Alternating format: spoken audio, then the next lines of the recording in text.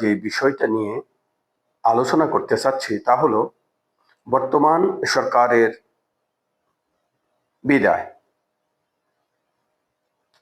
বর্তমান সরকারের বিদায় হতে পারে এই কারণে যে তিনটি ভুলের কারণে বর্তমান সরকারকে বিদায় নিতে হতে পারে। সেই তিনটি ভুলের প্রথম ভুল হলো যে সকল রাজনৈতিক দলের ঐক্যমতের ভিত্তিতে উপদেষ্টা মণ্ডলী নিয়োগ না করা। দ্বিতীয়ত, বিএনপি একটি বড় রাজনৈতিক দল এবং বাংলাদেশে তিনবারের দেশ পরিচালনার অভিজ্ঞতা রয়েছে।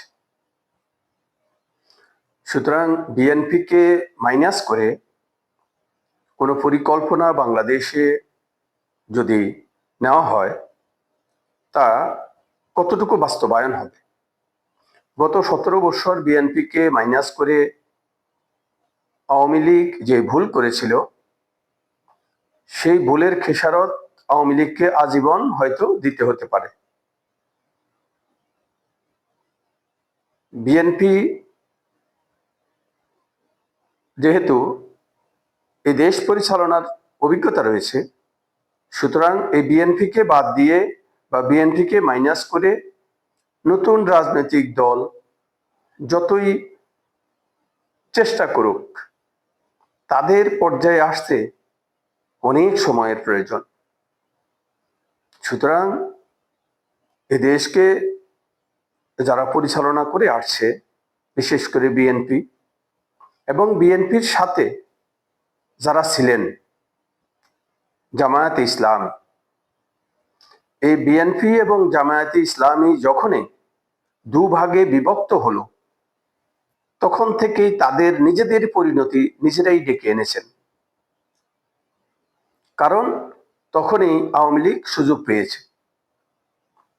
আর সেই সুযোগ যদি আবারও আপনারা দিতে চান তাহলে বিএনপি জামাত যে এখনো বিচ্ছিন্ন রয়েছেন, এই বিচ্ছিন্ন যদি আপনারা থাকেন তাহলে এই সুযোগটা অবশ্যই তৃতীয় কোনো শক্তি নিবে। আর যে কথাতে বলছিলাম যে বর্তমান তত্ত্বাবধায়ক সরকারকে বা অন্তর্বর্তীকালীন সরকারকে কেন বিদায় নিতে হতে পারে, কারণ আমরা গত 9 থেকে 10 মাস যাবৎ দেখে এসেছি যে আমাদের গত 53 বছরে এই দেশ যেভাবে পরিচালিত হচ্ছে, সাধারণ মানুষের যেভাবে দুর্ভোগ ছিল, দুর্ভোগ এখনো আছে এবং সামনেও দুর্ভোগ থাকবে বলেই মানুষ ধরে নিয়েছে। তো সুতরাং যেহেতু সাধারণ মানুষের কোনো পরিবর্তন আসবে না, তাহলে এই সরকারের প্রতি সাধারণ মানুষের এখন তেমন কোনো আগ্রহ নেই। তো যেহেতু সাধারণ মানুষেরও তেমন কোনো আগ্রহ নেই, সেই সুযোগ কি আপনারা মনে করেন যে বিএনপি বা অন্যান্য দলগুলো বর্তমান সরকারকে দিবে? অবশ্যই না। কারণ যেহেতু বর্তমান সরকার এই বড় বড় রাজনৈতিক দলগুলোকে পাত্তা না দিয়ে তারা মন গড়া ভাবে তারা দেশ পরিচালনায় সামনে এগোতে চাচ্ছেন এবং গত 9 থেকে 10 মাস তারা কিন্তু তাদেরকে মাইনাস করেই দেশ পরিচালনার পরিকল্পনা গ্রহণ করেছেন এবং আগামী 5 বছর থাকারও কোনো কোনো মহল থেকে আমরা শুনতে পাচ্ছি। তো সুতরাং বর্তমান সরকারকে যে তিনটি কারণে বিদায় নিতে হতে পারে তার প্রথম কারণ হলো ঐক্যমতের ভিত্তিতে তত্ত্বাবধায়ক সরকার, অন্তর্বর্তীকালীন সরকার গঠিত হয়নি। দ্বিতীয়ত হলো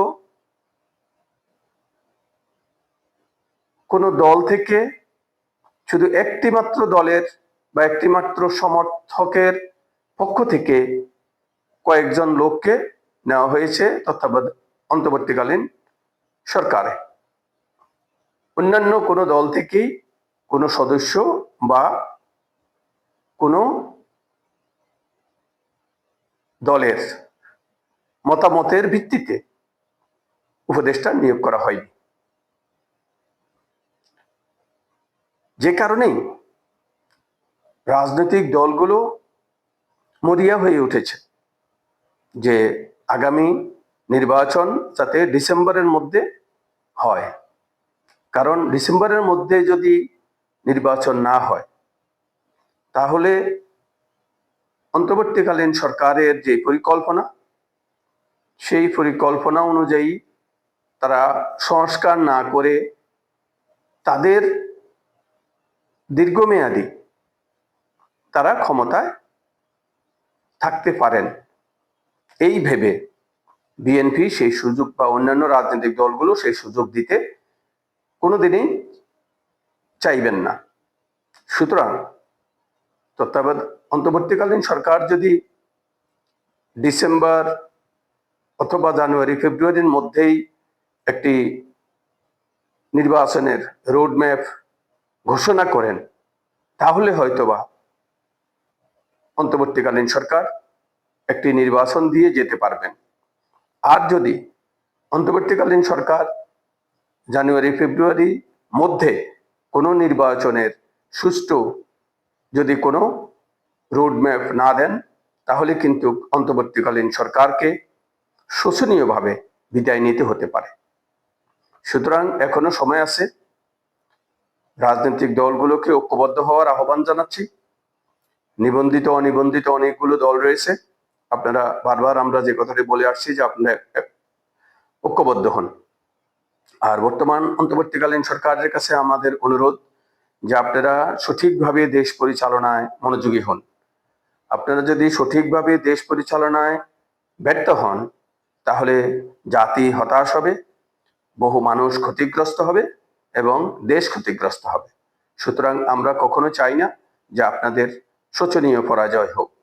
তবে সেই শোচনীয় পরাজয়কে আপনারা ধরে রাখতে হলে বা আপনাদের সুন্দর বিদায় নিতে হলে, সুন্দরভাবে আপনাদের প্রস্থান করতে হলে আপনাদেরকে সুন্দরভাবে দেশ পরিচালনা করতে হবে এবং একটি সুন্দর ও সুস্থ একটি জাতীয় নির্বাচন দিয়ে ক্ষমতা হস্তান্তরের মাধ্যমে আপনাদের সুন্দর বিদায় এবং